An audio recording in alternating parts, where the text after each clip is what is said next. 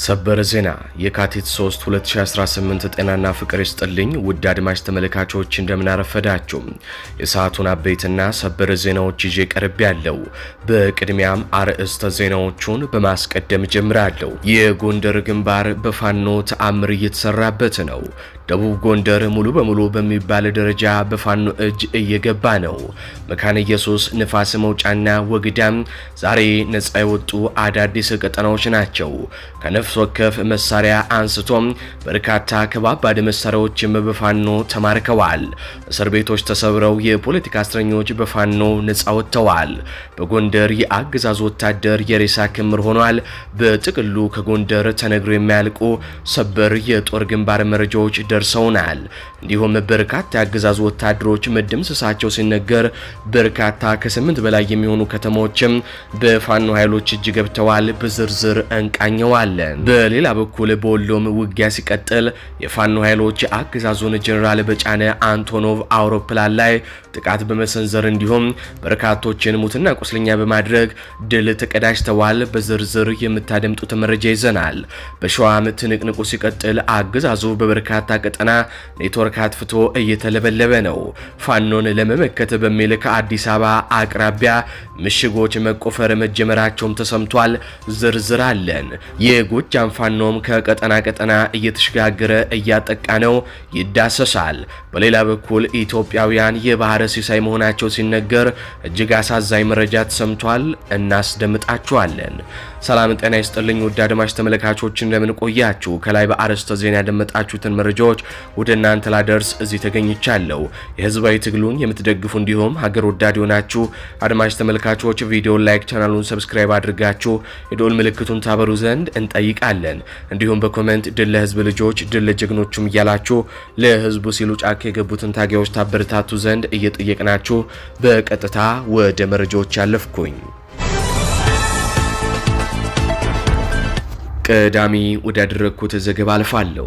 ከአብይ አህመድ ጥይትና ረሃብ ለመሸሽ በስደት ላይ የነበሩ ኢትዮጵያውያን በባህር ተበሉ። ኢትዮጵያውያን፣ ኤርትራውያንና ሶማሊያውያን በብዛት የሚጠቀሙበት የሊቢያ የባህር ጠረፍ ዛሬም የንጹሃን መቃብር ሆኗል። የተባበሩት መንግስታት ድርጅት የዓለም አቀፍ ስደተኞች ድርጅት IOM ባወጣው አስደንጋጭ መግለጫ መሰረት በሜዲትራኒያን ባህር ላይ በደረሰ የጀልባ መገልበጥ አደጋ የሁለት ህጻናት ህይወትን ጨምሮ የ53 ስደተኞች ህይወት በአሰቃቂ ሁኔታ ማለፉ ተነገረ።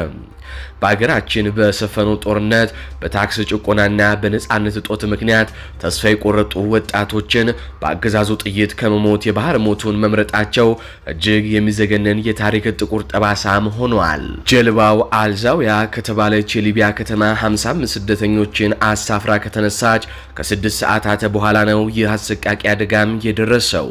ከ55ቱ ስደተኞች መካከል 53ቱ ህይወታቸው ያለፈ ሲሆን በተአምር የተረፉት ሁለት ናይጄሪያውያን ሴቶች ብቻ ናቸው። ህይወታቸው ካለፈው መካከል ሁለት ህጻናት መገኘታቸው የአደጋውን አሰቃቂነት ይበልጥም ያጎላዋል። ገና በገባንበት የ2026 የፈረንጆቹ ዓመት ብቻ የሜዲትራኒያን ባህር ለስደተኞች ሲኦል ሆናባቸዋል። በእነዚህ ጥቂት ሳምንታት ውስጥ ብቻ ከሊቢያ ተነስተው ወደ አውሮፓ ለመሻገር ሲሞክሩ ህይወታቸው ያለፉ ስደተኞች ቁጥር 500 ደርሷል። ይህ ቁጥር ባለፈው ዓመት ከነበረው በእጥፍ የጨመረ መሆኑን የIOM ሪፖርትም ያመላክታል። ይህ የኢትዮጵያውያን ስደትና እልቂት ከመሬት ላይ ካለው የኢትዮጵያ ፖለቲካዊና ኢኮኖሚያዊ ቀውስ ጋር ቀጥተኛ ግንኙነትም አለው። አብይ አህመድ በየአቅጣጫው የጦርነት አዋጅ ያውጃሉ። ወጣቶችን በግዳጅ ተመልምለው ለጦርነት ከማገድ ይልቅ ስደትን አማራጭ እያደረጉ እንዲህ ላለ ስቃይ እንዲሁም ሞት ይዳረጋሉ። አገዛዙ በIMF ትዕዛዝ ድጎማዎችን አንስቶ አዳዲስ ታክሶችን ጥሎ ኑሮውን ሲያንረው ወጣቱ እዚህ ተርቤ ከመሞት ሞክሬ ልሞት በሚል ስደትን ይመርጣል። በጥቅሉ የአብይ አህመድ መንግስት ለወጣቱ ትልቅ አረመኔ ነው። በሊቢያ የባህር ጠረፍ ያለቁት 53 ስደተኞች የአብይ አህመድና የህወሓት የሴራ ፖለቲካ ሰለባዎች ናቸው። ሀገር ለዜጎች መኖሪያ መሆን ሲያቅታት ባህርና በረሃ መቃብር መሆናቸው የማይቀር ነው። ይህ እልቂት እንዲቆም በአገር ውስጥ ያለው ግፍ፣ ጦርነት፣ የኢኮኖሚ ጥቃት በአስቸኳይ ሊቆም ይገባል። ይህንን የሚያቆመው ደግሞ ህዝቡ ነው። ህዝቡ ግን ዝምታውን እንደመረጠም ቀጥሏል። አሁን በቀጥታ እጅግ በርካታ ሰበር ዜናዎችን ወደ ያስኩበት ወደ አማራ ክልሉ የጦር ግንባር መረጃዎቻችን እናልፋለን። በቅድሚያም ሸዋ ላይ አጠር ያለች መረጃ እናጋራችሁና ወደ ጎንደር እንዲሁም ወደ ወሎ እጅግ በርካታ ሰበር ዜና ወደ ተሰሙበት ጎጃምም የምናልፍ ይሆናል። አብራችሁን ቆዩ። ከሰሞኑ በሸዋ ጠቅላይ ግዛት እዝ ምድር የኦህዴድ መራሹ የብልጽግና ስርዓት ኔትወርክ በማጥፋት ንጹሃን አማራዎችን በአየርና በምድር እየጨፈጨፈ ቢሆንም የሸዋ ጠቅላይ ግዛት እዝ ወገኑን ለመታደግ ከብልጽግና አየር ወለድ ኮማንዶ ጋር በመፋለም የብልጽግናን እቅድ እያከሸፈው ይገኛል። መሐመድ ቢሆነኝ ኮር በምክትል አዛዡ በሻለቃ ሙሉ ቀን ቢራራ እየተመራ ለወረራ ሸዋ የገባውን የአገዛዙን ጨፍጫፊ ኮማንዶ በሸዋ ተራራና ሸለቆች ውጦም እያስቀረ ይገኛል። ዛሬም በኮሩ ስር የሚገኘው የእስቴ ጎማ ተራራ ክፍለ ጦር በዛሬው ዕለት አንጾኪያ ገምዛ ወረዳ መኮይ ከተማ ከሌሊቱ 8 ሰዓት ላይ የብልጽግና ካምፕ ያለበት ድረስ ዘልቀው በመግባት ወታደራዊ ኢላማዎች ላይ ትኩረት በማድረግ የብልጽግናን ኃይል በየአቅጣጫው ከበባ ውስጥ በማስገባት ጀግኖቹ ትልቅ ድል አስመዝግበዋል። በዚህም የጀግኖቹን አጣዳፊ ጥቃት የወረዳው ሚሊሻ ጽሕፈት ቤት ኃላፊ ሐሰን ራስኮን አንድ ሌላ ባንዳን የሚሊሻ አባል ጸጋዬ አሰፋን ጨምሮ በርካታ የሚሊሻ አባላት ሲደመሰሱ አየር ወለድ ኮማንዶም በአገዛዙ የሚዘወረው የአገዛዙ አለኝ የሚለው ኃይልም በፋኖ ኃይሎች በበርካታ ቁጥር ሞትና ቁስለኛ ሲደረግ አዛዦቹ ጭምር እንደተመቱም ነው የተገለጸው። ካምፑን ዙሪያውን በመክበብ የፋኖ ኃይሎች በፈጸሙት ጥቃት በግቢ ውስጥ የነበሩ በርካታ ተሽከርካሪዎችም ወደ አመድነት ተቀይረዋል። በሌሎች ቦታዎችም ላይ ከባድ የተባለ ውጊያ እየተደረገ ቢሆንም ለአድማጭ ተመልካቾችና ደጋፊዎች በየሰዓቱ መረጃዎችን ለማድረስ የኔትወርክና የመብራት እጥረት ስላለ ሁኔታው አስቸጋሪ ነው። ነገር ግን የአገዛዙ ጦር በበርካታ ቀጠናዎች በሸዋ እየተደመሰሰ ነው። ከትላንት ወዲያ የተገኘው ታንክ የተቃጠለበት፣ ኮሎኔል የተገደለበትና እንዲሁም በርካታ ወታደሮች የተደመሰሱበት ውጊያ በራሱ እጅግ ከባድ ድል የተገኘበት የሸዋ ቀጠና ውጊያ ነው። ሸዋ ሮቢትን ጨምሮ በተለያዩ ቀጠናዎች በሸዋ ከባድ ውጊያ እየተደረገ ቀጥሏል። በዚህም ለሁለት ቀናት ከአዲስ አበባ ደስ የሚወስደው መንገድም ተዘግቶ እንደነበረ ነው የተገለጸልን። ከአዲስ አበባ ጎጃም መስመር የጭነት መኪኖች ካልሆኑ የህዝብ ማመላለሻ አውቶቡሶች መጓጓዝ ካቆሙም ሰንብተዋል። በተሳፋሪዎች ላይ እገታና ግድያ በተደጋጋሚም እየተፈጸመ ነው። ወደ ጎንደር መሄድ የሚቻለው በፕሌን ወይንም ደግሞ በወሎ ዙሮ ነው። በፊት ወደ ጎንደር የሚኬደው በጎጃም መስመር ነበር። በተለይ ገብረ ጉራቻ ላይ የሚፈጸመው ግድያና እገታን በመፍራት አሁን በወሎ መስመር መጓዝ የግድ ሆኗል። በአንዳንድ የአማራ ከተሞች መከላከያ ለቆ እየወጣም ይገኛል። አማራ ክልልን የሚያዋስኑ የኦሮሚያ አካባቢዎች ትላልቅ ምሽጎችም እየተቆፈሩ ይገኛሉ። ከአዲስ አበባ ቅርብ ርቀት ላይም ምሽጎች እየተቆፈሩ ነው። የአብይ አህመድ አስተዳደር ህወሓትና ፋኖ አንድ ሆነው ወደ አዲስ አበባ ይገሰግሳሉ የሚል ትልቅ ስጋት ስላለው ነው በአዲስ አበባ አቅራቢያ በርካታ ምሽጎችን እያስቆፈረም የሚገኘው። በጥቅሉ ሸዋ ላይ ያለው መረጃ በአጭሩ ይህንን ይመስላል። በርካታ መረጃዎች ቢኖሩም የኔትወርክ ችግር መረጃዎቹን በዝርዝር እንዳናገኝ አግዶናል። አዳዲስ መረጃዎች ሲኖሩ ወደ እናንተ ይዘን የምንመለስ ይሆናል። አሁን በቀጥታ ወደ ወሎ እናልፋለን። ሰበር ዜና ጄኔራል ጭኖ ሲበር በነበረ አንቶኖቭ ላይ በአፋብኃኝ ምስራቅ አማራ ቀጠና ሚኒሊክ እዝ ጥቃት ተሰነዘረበት። ምስራቅ አማራ ቀጠና ሚኒሊክ እዝ ላስታ ሳምኖ ኮር ክንፍ የሆነችው እሸት ክፍለ ጦር ጄኔራሎችንና የብልጽግና ተላላኪ የሲቪል አመራሮችን አሳፍሮ ሲበር በነበረ አንቶኖቭ ላይ ጥቃት ተሰነዘረ። ጄኔራሎቹና የሲቪል አመራሮቹ ከሰቆጣ ከተማ የቆዩ ሲሆን ወደ ላሊበላ ኤርፖርት ሽምሻ ቀበሌ ለመግባት በሁለት ክፍለ ጦሮች ታጅበው እየመጡ እያለ በኃይሉ ከበደ ክፍለ ጦር እየተገረፉ እንደምንም ኤርፖርቱ ላይ ቢደርሱም እሸት ክፍለ ጦርም ሞቅ ያለ አቀባበል አድርጋላቸዋል። ጄኔራሎቹን ጭኖ የነበረው አንቶኖቭ በመጀመሪያ በረራ ትንኮሳ ሲደረግበት አቅጣጫውን ስቶ የበረረ ሲሆን በድጋሚም ተመልሶ ኤርፖርቱ ጋር ያረፈ ቢሆንም በሁለተኛው በረራ በከባድ መሳሪያ አገዛም እንደምንም ብሎ ያለፈ ሲሆን እግረኛ ሰራዊቱ ከከባድ መሳሪያ በተጨማሪ በሶስት አቅጣጫ ቢዘረጋም በአንደኛው አቅጣጫ ዘርግቶ የነበረውን ግትልትል ሰራዊት በተለምዶ ሳይና ብር ላይ እምሽክ ተደርጎ በፋኖ ተበልቷል የተባለው ትንቅንቁ በትላንትናው ዕለት የተደረገ ሲሆን ብዛት ያለው የአገዛዙ ሰራዊት ሙትና ቁስለኛ ሆነዋል። በመጨረሻም የእሸት ክፍለ ጦር ወታደራዊ አዛዥ መቶ አለቃ በሪሁን ደምሌው የአብይ አህመድ አፈቀላጤዎች በቅርቡ ከቱርክና ከአረብ ሀገር በክራይ በመጡ ድሮንና ጀቶች በአየር ኃይል 9ኛ ዓመት ላይ ትርኢት ሲያሳዩ ሰማዩ የኛ ነው እያሉ ቢሆንም ሰማዩ ምድሩም የእናንተ ሳይሆን የኛ ነው ሲል ተናግረዋል። ይህ በእንዲህ እንዳለ ምኒልክ እዝ በተለያዩ አውደ ውጊያዎች ሙሉ ለሙሉ ደምስሶ ያፈረረሳቸውን የብልጽግና ክፍለ ጦሮች ስያሜ ለራሱ መጠቀም ጀመረ። በሰሜን ምስራቅ እዝ በነ ኮሎኔል አዲን ይስሐቅ እንዲሁም በነ ኮሎኔል ደሞዝ መንግስቱም የመሩ የነበሩ 12ኛ ክፍለ ጦርና 49ኛ ክፍለ ጦር ስያሜያቸው ለፋኖ ክፍለ ጦር የተሰጠ ሲሆን በተመሳሳይ በላስታ ተራሮች ልክ እንደ ጨውማምታ የቀረችው 65ኛ ክፍለ ጦር ስያሜዋም ተነጥቃለች። በአፋብን ምኒልክ እዝ ስር የቀድሞ ምስራቅ አማራ ኮር 2 በአዲሱ እቅድና በአዲሱ ስያሜው መምጣቱንም አስታውቋል። መጠሪያው 102ኛ ኮር ተብሎ የተሰየመው የቀድሞ ምስራቅ አማራ ኮር 2 በኮሩ ስር የጠላት ራስ መምታት የወገን ድል አብሳሪ ከሆኑ ክፍለ ጦሮች መካከል አንድ የሆነችው ዞበል አምባ ክፍለ ጦር ስያሜዋን 12ኛ ክፍለ ጦር በሚል መቀየሯን ምኒልክ እዝ በህዝብ ግንኙነቱ መምሪያው በኩል ለሚዲያችን በላከው መረጃም ገልጿል። የሰሜን ምስራቅ እዝ አካል የነበረችው 12ኛ ክፍለ ጦር ሰራዊቷን ከነመሳሪያዋ ሙሉ በሙሉ ማርኮ ያፈራረሳት ምኒልክ እዝ አሁን ደግሞ 12ኛ ክፍለ ጦር የሚለውን መጠሪያዋንም ወስዶባታል፣ ነጥቋታል። በተመሳሳይ ሌላኛው የድል አብሳሪ የወገን ኩራት የሆነችው ካላኮርማ ክፍለ ጦር መጠሪያዋን 49ኛ ክፍለ ጦር ወደሚል ቀይራለች። 49ኛ ክፍለ ጦር ማለት በሰሜን ምስራቅ እዝ ስር 802ኛ ኮር በኮሎኔል አደነ ይስሐቅ ስትመራ የነበረችውና በያዝነው የህልውና ትግል በራያ ተራሮች ላይ እንደ ጨው ማምታም የቀረችው ክፍለ ጦር ናት። በቀድሞ ምስራቅ አማራ ኮር 2 ከዛሬ ጀምሮ ደግሞ ስያሜውን ወደ 102ኛ በቀየረው በግዙፉ ኮር ስር ጠላትን እግር ቶርች አስራ በአፈሙዝ አለንጋ እየገረፈች የምትገኘው ሌላኛው ታጠቅ ክፍለ ጦር ከዲቢና ወርቄ ባለሽርጡ ብርጌድ እንዲሁም የኮር ሜካናይዝድ ቡድን ጋር አንድ ላይ በመበወዝ አንድ ግዙፍ ክፍለ ጦር ሆነው ስያሜያቸውን 65ኛ ክፍለ ጦር በሚል መስየማቸውን የምኒልክ እዝ ለሚዲያችን አስታውቋል።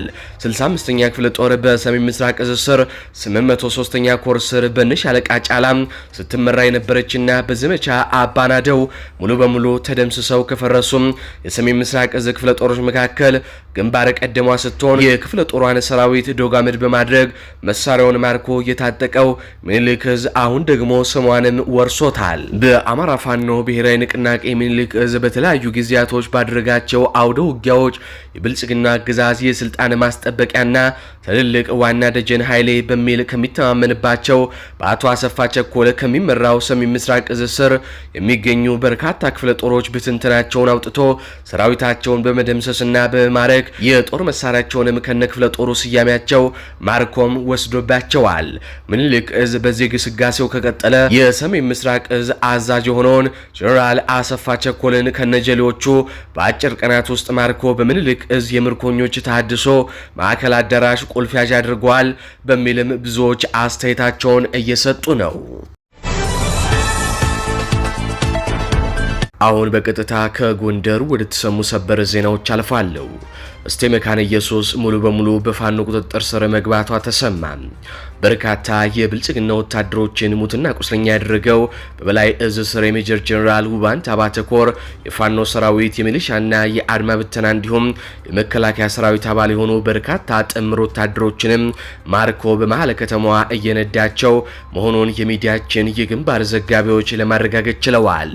ይህ በእንዲህ እንዳለ አማራ ፋኖ ብሔራዊ ንቅናቄ አፋብን ጎንደር ጠቅላይ ግዛት እዝ 206ኛ ኮር ከፍ ያለው ደሴ ተራራው ራስ ጉና ክፍለ ጦር ድል ተቀዳጅቷል።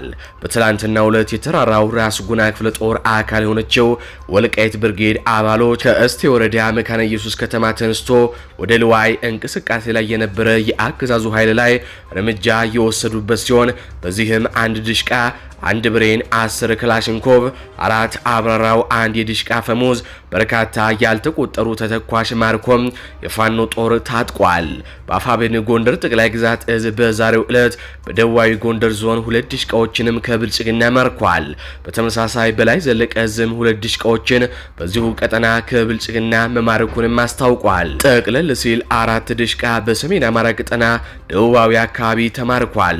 ከዚህ በተረፈ የተማረከው ብሬን፣ ስናይፐር፣ ክላሽንኮቭ ገና በቁጠራ ላይ ያለ ሲሆን የተጣራ ውጤቱን ይዘንም የምንመለስ ይሆናል። ደቡብ ጎንደር ሙሉ በሙሉ በሚባል ደረጃ በፋኖ እጅ ገብታለች። መካነ ኢየሱስ፣ ነፋስ መውጫና ወገዳ ነጻ የወጡ የፋኖ ቀጠናዎችም ሆነዋል። 4 ዲሽቃዎችን ጨምሮ በርካታ ከባባድ መሳሪያዎች የተማረኩ ሲሆን በርካታ እስረኞችም እስር ቤት ተሰብረው ተለቀዋል። ባለፉት 3 ቀናት በጠቅላላ በጎንደርና በተለይ በደቡብ ጎንደር ግንባሮች የታየው መብረቂያ ኦፕሬሽን የብልጽግናን ጦር አይቀጡ ቅጣት በመቅጣት ደማቅ ታሪክም አስመዝግበዋል። በአማራ ፋኖ ብሔራዊ ንቅናቄ አፋብኃኝ ስር የሚገኙት በላይ እዝ፣ ምኒልክ እዝና የጎንደር ጠቅላይ ግዛት እዝ እንዲሁም ቴዎድሮስ እዝ ባድረጉት የተቀናጀ ጥቃት ደቡብ ጎንደር ከአገዛዙ ነጻ አድርገዋታል። መሬት ላይ ያለውን እውነታና የድል ዝርዝር እንደሚከተለው እንመልከተው። የእስቴ መካነ ኢየሱስ ደማቁ ድል። በእስቴ መካነ ኢየሱስ የተካሄደው በጀግናው አርበኛ መንግስቱ ጥላሁን ስም የተሰየመው ኦፕሬሽን በአሸናፊነት ተጠናቋል። የሜጀር ጀነራል ውባንታ ባተ ኮር ጉና ክፍለ ጦርና ተወርዋሪ ክፍለ ጦር ከተማዋን ሙሉ በሙሉ ተቆጣጥረዋታል። የብልጽግና ኃይል የውጊያ ወኔውን አቶም ወደ ደብረ ታቦር የፈረጠጠ ሲሆን ፋኖ በከተማዋ መሃል ምርኮኞችን እየነዳቸውም ይገኛል። በአሁኑ ሰዓት ፋኖ ደብረ ታቦርን ለመያዝ አዲስ ውጊያ መቀስቀሱም ተነግሯል። በሌላ በኩል 5 ብሬን፣ 2 ስናይፐር፣ 2 ዲሽቃና 2 ፓትሮል ሙሉ መሳሪያ በዚሁ ግንባር ብቻ ተማርኳል። ከሁሉም በላይ ደግሞ 87 የፖለቲካ እስረኞች ከግዞት ነጻ መውጣታቸውም ተገልጿል። ፋኖ የከተማዋን እስር ቤት በመስበር መርጦ ነጻ የፖለቲካና እንዲሁም የአእምሮ እስረኞችን ነጻ አውጥቷል። በሌላ ግንባር የጋይንት ንፋስ መውጫና የራስ አንቺም ክፍለ ጦር ጀብዱን እንመልከት። በደቡብ ጎንደር ጋይንት ግንባር በአፋብኃኝ ምኒልክ እዝ ስር የሚገኘው በመደራጀት ላይ ያለው ራስ አንቺም ክፍለ ጦር ከሰሜን አማራ ቀጠና ክፍለ ጦሮች ጋር በመጣመር ከሌሎች አህዶች ጋር በመቀናጀት በንፋስ መውጫ ከተማ ታላቅ ድል አስመዝግበዋል። ሁለቱም የጋይንት ወረዳዎች ነጻ የወጡ ሲሆን ትልቁ ማረሚያ ቤት ተሰብሮ እስረኞችም ተለቀዋል። ከ200 በላይ ክላሽንኮቭ፣ ስናይፐር፣ መትረየስ መማረኩም ተረጋግጧል። የስማዳ ወግድና የሸረፈ ጓዴ ኦፕሬሽኖችን ስንመለከት ደግሞ በስማዳ ወረዳ ወገዳ ከተማ ለ24 ሰዓታት በተካሄደ ከባድ ውጊያም የብልጽግና የኮንክሪት ምሽጎች ተሰብረዋል። 265 የአገዛዝ ወታደሮች የተደመሰሱ ሲሆን 22 ደግሞ ተማርከዋል። ስትራቴጂካዊቷ የሸረፈ ጓዴ ተራራ አሁን በፋኖ እጅም ላይ ትገኛለች። ሌላኛው ግንባር የአርማጭሆ የጣቁሳና የበለሳ ግንባሮች ሲሆኑ በአርማጭሆ በማሰሮ ደንብ የነበረው ሚሊሻና አድማ በተና ሙሉ በሙሉ እጁን የሰጠ ሲሆን ከ200 በላይ ክላሽም ተማርኳል። በበለሳ ከአካባቢው ለቆ ለመውጣት የሞከረው የመከላከያ ኃይል በቆረጣ ተመቶ 25ቱ ወዲያውኑ ሲደመሰሱ የተረፉት ደግሞ ወደ ማክሰኝት ፈርጥጠዋል። ጣቁሳ ላይ ድኩላ 40 ላይ የሚገኘው የብልጽግና ምሽግ ተከቦም እጅ ለመስጠት እየተደራደረም ይገኛል። የጣና ገላውዲዮስ ግስጋሴን በደራ ግንባር ስንመለከት ደግሞ በደራ ምድር ከአምባሳሜ ወደ ሐሙሴት ሲሸሽ የነበረው የጠላት ኃይል በጣና ብርጌድ በአፈር ውሃናት ብርጌድ ተቆርጦ አይቀጡ ቅጣት እየተቀጣም ይገኛል። ፋኖ በአካባቢውም ፍጹም የበላይነትን ወስዷል። በአጠቃላይ በእነዚህ ጥቂት ቀናቶች ውስጥ ብቻ 4 ተንቀሳቃሽ ዶሽቃዎች ከአገዛዙ ተማርከው ለነጻነት ትግሉ ገቢ ሆነዋል። ደቡብ ጎንደር አሁን የፋኖ ምሽግ ሆናለች። አገዛዙ ደመሰስኩት የሚለው ፕሮፓጋንዳ በጀግኖቹ ክንድ አመድ ሆኗል። በሚያስገርም ሁኔታ አሁን ስቱዲዮ ከገባን በኋላ ይህንን ዜና ለናንተ እያነበብኩኝ ባለሁበት ሰዓት በፎገራ ወረዳ አለምበር ከተማ አሁን በዚህ ሰዓት ሙሉ በሙሉ በፋኖ ቁጥጥር ስር ገብታለች። አድማጭ ተመልካቾቻችን ዜናዎቹን አጠር ለማድረግ ሞክረን ነው እንግዲህ እንደዚህ የበዛው። ሙሉ ለሙሉ የደረሱንን የድል መረጃዎች ብንነግራችሁ እጅግ ተቆጥሮ የሚያልቅ ድል ነው ከጎንደር በተለይ እየደረሰን ያለው። ከዚህ ጋር በተያያዘ አሁንም በበርካታ ቀጠናዎች በጎንደር የፋኖ ኃይሎች እየገቡ ነው። የአገዛዙ ኃይል ደግሞ አይቀጡ ቅጣት እየተቀጣ እየተደመሰሰ ምርኮኛም እየሆነ እንዲሁም ደግሞ መሳሪያውንም እያስረከበ ለፋኖ እየሰጠ እየፈረጠጠም እየተደመሰሰም ይገኛል። ጎንደር ላይ ተነግሮ የማያልቁ ዘመቻዎች ተጀምረዋል። የፋኖ ኃይሎችም ድል በድል ሆነዋል። ከአንድነቱ ማግስት እጅግ አስደማሚና አስደናቂ ድሎችን እየተመለከትን ነው። ከዚህም ባሻገር ደግሞ በአንዳንድ ቀጠናዎች የምስራቅ አማራና የቴዎድሮስ እዝ ፋኖችም እየገቡ የጎንደርን ፋኖ እያገዙ ይገኛሉ። ይህ አንድነት እጅግ አስደሳችና እንደው እስከዛሬም ምነው ዘገየ የሚያስብል የሚያስቆጭም ነው። በጥቅሉ እስካሁን ባለው ከ8 በላይ የሚሆኑ ከተማዎች በፋኖ እጅ ሲገቡ በርካታ ወረዳዎችም በፋኖ ቁጥጥር ስር ይገኛሉ። የተማረከው የመሳሪያ ብዛት አሁን ከነገርናችሁ እጅግ በእጥፍ እንደሚጨምርም ይጠበቃል። እስካሁን ተቆጥሮ ያላለቀ እጅግ በርካታ ክላሽንኮቭ፣ እጅግ በርካታ ተተኳሽና ሌሎችም መሳሪያዎችም በፋኖ እጅ ይገኛሉ። ከጎንደር ተጨማሪ መረጃዎች ሲኖሩ ይዘን የምንመለስ ይሆናል። አገዛዙ ተጨማሪ ታክሶችን ሊጭን መሆኑ ተሰማ። ከነዳጅና መብራት ድጎማ መነሳት በኋላ አዲስ የታክስ ናዳ በህዝቡ ላይ ሊወርድበት ነው። የኑሮ ውድነቱና የአገዛዙ የብድር ቁማር እንደቀጠለ ነው። መንግስት ወይንስ ቀረጥ ሰብሳቢ? የአብይ አህመድ አገዛዝ ካዝናው ባዶ በሆነ ቁጥር አይኑን ወደ ምስኪኑ ህዝብ ኪስ ማዞሩን ቀጥሏል። ሚዲያችን የዓለም የገንዘብ ድርጅት IMF ሰነድን እንደተመለከተችው መንግስት የራሱን ጦርነት ቅንጦት ወጪ ለመሸፈን ሲል አዳዲስ የታክስ አይነቶችን ለመጣል ተዘጋጅቷል። በህዝቡ ኑሮ ላይ የሚጣለው አዲሱን የግብር ቀንበርና የኢኮኖሚ ማሻሻያዎች አደገኛ ገጽታዎች እነሆ በዝርዝር እንንገራችሁ። የገንዘብ ሚኒስትሩ አህመድ ሽዴ ለIMF ዋና ዳይሬክተር በጻፉት ደብዳቤ መንግስት ገቢውን ለማሳደግ በህዝቡ ላይ የሚጭናቸውን አዳዲስ ግብሮች ዘርዝረዋል። ከነዚህም መካከል የተሽከርካሪ ባለቤትነት ግብር ይጠቀሳል። መንግስት አዲስ የተሽከርካሪ ባለቤትነት ግብር ሪፎርም በማውጣት ከጂዲፒው 0.2 በመቶ የሚሆነውን ተጨማሪ ገንዘብ ከዜጎች ለመንጠቅ አቅዷል። ይህ በቅርቡ በፓርላማ ጸድቆ ተግባራዊ እንደሚሆንም ይጠበቃል። ድጎማዎችን ማንሳት ደግሞ ሌላኛው ጉዳይ ነው። በIMF ትዕዛዝ መሰረት መንግስት በነዳጅ በኤሌክትሪክና በቴሌኮም እንዲሁም በማዳበሪያ ላይ የሚያደርገውን ድጎማ ሙሉ በሙሉ እያነሳ ይገኛል።